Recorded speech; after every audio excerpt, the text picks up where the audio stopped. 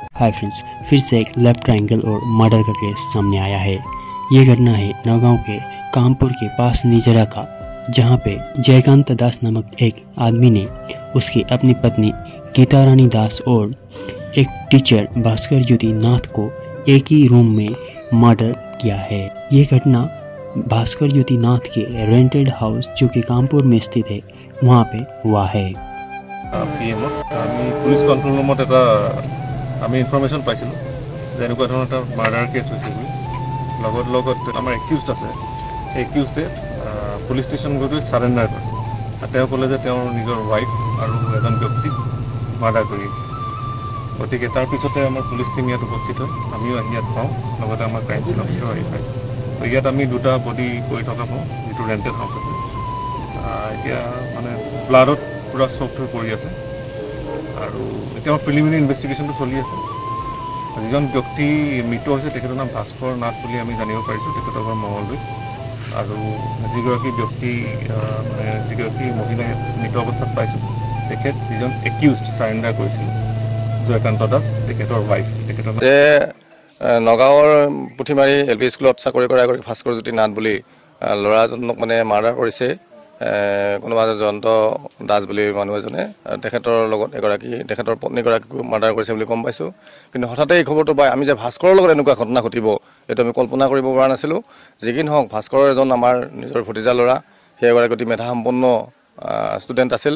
আৰু যোৱা প্ৰায় 2012 চনতেই তেতিয়া ঠিক হিচাপে নগাঁৱৰ পুথিমাৰী LP স্কুলত চাকৰি কৰিছিল।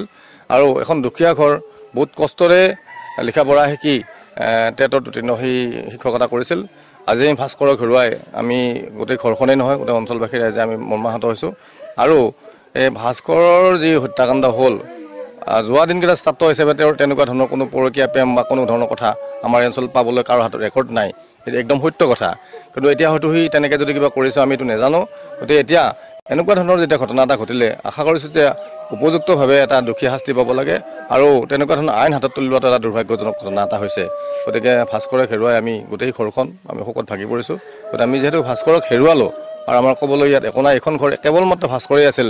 এইখন ঘৰৰ এটা ঘৰখনৰ এটা উপাৰ্জনৰ উৎস আৰু এটা উজ্জ্বল সম্ভাৱনা এটা যুৱক। গতিকে আমি ভাস্কৰক হেৰুৱালোঁ আৰু আমি কি ক'ম, ক'বলৈ আমাৰ ভাষা নাই। বয়স হয়তো 31 ইমান হ'ব। কাৰণ চাকৰি একজেক্টলি হয়তো কথাটো তথ্য মানে 8 বছৰমান চাকৰি হৈছে, হয়তো 12 চন মানৰ টেট আছিলে তেখেতে। ঘৰৰ লগত যোগাযোগ খুব ভাল। আহিছে অলপতে আমাৰ তেওঁলোকৰ এটা খুৰা ঢুকাইছে, খুৰাজনৰ অনুষ্ঠানৰ কাৰণে তেওঁ আহিছিল। আজি শেষ অনুষ্ঠান আছিলে, তাতে অকণমান আয়োজন চলি আছে আজি জ্ঞাতি ভোজনৰ। গতিকে আজি সেইটো বন্ধ হৈ গ'ল। গতিকে আমি বহুত দূৰ 6 ঘণ্টা লাগে মোক কয় খুৰা, মানে মোৰ অহা যোৱা কৰোঁতে বাইকেৰে 6 ঘণ্টা সময় লাগে। গতিকে মোৰ বৰ ভাগৰ লাগে, গতিকে মই সঘনে নাহোঁ এনেকৈ। কিন্তু অলপতে কিন্তু আহি গৈছে, 4-5 দিন আগত আহি গৈছে ভাস্কৰ। ঘৰৰ লগত শেষ যোগাযোগ আজি যোৱা ৰাতিও বোলে ককায়েকৰ লগত কথা পাতিছিলে, হয়তো 9-10 বজাত কথা পাতিছিলে। মই একজেক্টলি ককায়েকৰ লগত কথা পতা নাই, কিন্তু আজি যোৱা ৰাতিও কথা পাতিছে। কিন্তু হয়তো মই এতিয়া ফোন কৰি চাইছোঁ, ফোনটো যিহেতু ৰিং হৈছে কিন্তু ফোনটো ধৰা নাই। মানে আমাৰ মাৰ্ডাৰটো আমি গম পাইছোঁ, নিউজতহে গম পাইছোঁ, আমি কাৰো মুখৰ পৰা গম পাইছোঁ যে এটা পৰকীয়া প্ৰেমৰ কাৰণে মানে জয়ন্ত দাস বুলি হাজবেণ্ডগৰাকীয়ে তেখেতৰ পত্নী আৰু ভাস্কৰ দুয়োজনকে ৰদেৰে মুৰিয়াই হত্যা কৰা বুলি নিউজত গম পাইছোঁ। তেওঁলোক আছিলে আমাৰ কামপুৰত, মানে কামপুৰত তেওঁৰ ৰুম আছিল। হয়তো ভাস্কৰ নাথক কিবা কাৰণত তেখেতৰ পত্নীৰ ৰুমত পাব পাৰে, জয়ন্ত দাসৰ পত্নীৰ ৰুমত পাব পাৰে। আমি একজেক্টলি লোকেশ্যনটো বা আমাৰ গোটেইখিনি কথা আমি স্পষ্টকৈ নাজানো। গতিকে নিউজত জনামতে তেনেকুৱা ধৰণৰ বুলি গম পাইছিল। কিন্তু ভাস্কৰৰ যিটো আগৰ ৰেকৰ্ড পাতি ভাস্কৰ যিখিনি তেনেকুৱা ধৰণৰ কোনো ধৰণৰ কিন্তু ছাত্ৰ অৱস্থাত থাকোঁতেই হওক বা শিক্ষক অৱস্থাত থাকোঁতেই হওক তেনেকুৱা ধৰণৰ কোনো ধৰণৰ আমি দেখা নাই। পঢ়া শুনা খুব চোকা ল'ৰা। এইখন ঘৰত দিনত এসাঁজ খাই এসাঁজ লঘোণে থকা এখন ঘৰ। এইখন ঘৰৰ পৰা ভাস্কৰে মেট্ৰিকত সি ফাৰ্ষ্ট ডিভিজন পাইছিলে, হায়াৰ ছেকেণ্ডেৰী সি 2টা লেটাৰ পাই ফাৰ্ষ্ট ডিভিজন পাইছে। ইংলিছত মেজৰ লৈছে, বাজাৰ মহাবিদ্যালয়ৰ পৰা পাছ কৰিছে আৰু ইংলিছতে সি মাষ্টাৰ্ছো কৰিছিল। মাষ্টাৰ্ছটো কমপ্লিট হৈছে। তাৰ আগত আহিছিল, আকৌ অহা কথা আছিল। আমাৰ বাইদেউ এজন ঢুকাইছে, আমাৰ এজন দাদা ঢুকাইছে। আজি দাদা ঢুকোৱা কাজ আছিল, বাইদেউ ঢুকোৱা কালি কাজখন গৈছিল। আজি অহা কথা আছিল কাজত। এই পৰহি মোক ফোনো কৰিছে, কথা পাতিছে, কাজৰ কথা সুধিছে, আহিম বুলি কৈছে আৰু ফোন কৰা নাছিল। আমি নিউজত চাইছোঁ নিউজত চাই গম পাইছোঁ আমি প্ৰথমতে আমাৰে ভাস্কৰ বুলি গম পোৱা নাছিলোঁ যেতিয়া মংগলদৈ বুলি কৈছে তেতিয়া আমি ভাবিছোঁ ভাস্কৰ বহুত ভাল ল'ৰা আছিল সৰুৰ পৰা বহুত চোকা ল'ৰাই আছিল সি আৰু সি শিক্ষকতা কৰিছিল নগাঁৱত আৰু এইখন ঘৰ সিয়ে চলাইছিল দুজন আছিল ভায়েককে এজন বোৱা নিজা বোৱা হয় মই ওচৰ ঘৰৰে হওক এই ঘটনাটো সি যে এনেকুৱা কাম কৰিব আমি গোটেই ভবা নাছিলোঁ কাৰণ ইয়াতে ইমান ধুনীয়া সি আমি ইয়াতে একোৱে গম নাপাওঁ এনেকুৱা ভাল ল'ৰাই আছিল হয় হত্যাকাণ্ড বুলি কৰিছে বুলি কৈছে এতিয়া শাস্তি পাওঁতো বিচাৰোঁ আমি अभी प्रारंभिक खबर के अनुसार ये कहा गया है कि जो मर्डर करने वाला जयकांत दास है उसकी वाइफ गीता रानी दास का भास्कर ज्योति नाथ नामक जो टीचर है उनसे कुछ एक्सटर्नल अफेयर्स के चलते ये घटना घटी है। मृतक टीचर भास्कर ज्योति नाथ का घर मंगलदे बताया गया है और वो अपने जॉब के कारण कानपुर में एक रेंटेड हाउस में रहते थे जहाँ पे ये घटना हुआ है।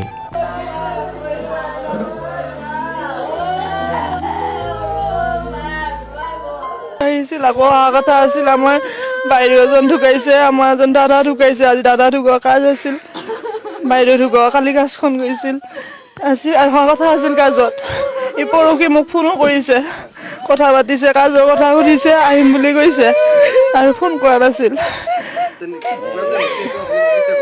আমি নিউজত চাইছোঁ নিউজত চাই গম পাইছোঁ আমি প্ৰথমতে আমাৰে ভাস্কৰ বুলি গম পোৱা নাছিলোঁ যেতিয়া মংগলদৈ বুলি কৈছে তেতিয়া আমি ভাবিছোঁ ভাস্কৰ বহুত ভাল ল'ৰা আছিল সৰুৰ পৰা বহুত চোকা ল'ৰাই আছিল সি আৰু সি শিক্ষকতা কৰিছিল নগাঁৱত আৰু এইখন ঘৰ সিয়ে চলাইছিল দুজন আছিল ভায়েককে এজন বোৱা নিজা বোৱা হয় মই ওচৰ ঘৰৰে হওক এই ঘটনাটো সি যে এনেকুৱা কাম কৰিব আমি গোটেই ভবা নাছিলোঁ কাৰণ ইয়াতে ইমান ধুনীয়া সি আমি ইয়াতে একোৱে গম নাপাওঁ এনেকুৱা ভাল ল'ৰাই আছিল হয় হত্যাকাণ্ড বুলি কৰিছে বুলি কৈছে এতিয়া শাস্তি পাওঁতো বিচাৰোঁ আমি আহিয়ে থাকে বাৰু কাজৰ এসপ্তাহ আগত আহিছে আহি গৈছে এইকেইদিন যাওঁ তাতে হবিজ কৰিম কৰি কাজত তেতিয়া আহিম যদি ধৰ ছাৰক কৈ মিলি পেলাই আহিম বুলি কৈ গৈছিল আৰু ভাস্কৰ বহুত ভাল আছিল ঘৰখন সিয়া চলাইছিল কাইকীয়াকে সি সৰু যদিও কাইকীয়াকে ধৰ সিয়া কথা মতে চলিছিল সিয়াক নুসুধাকে কাম কৰা নাছিল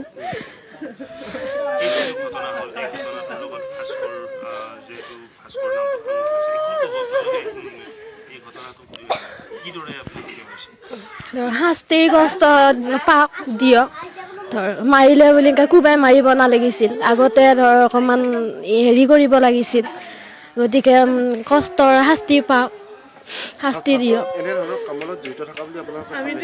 নাভাবোঁ কাৰণ এনেকুৱা হয় আমি ধৰ সৰু যদি মানিয়ে চলি আছোঁ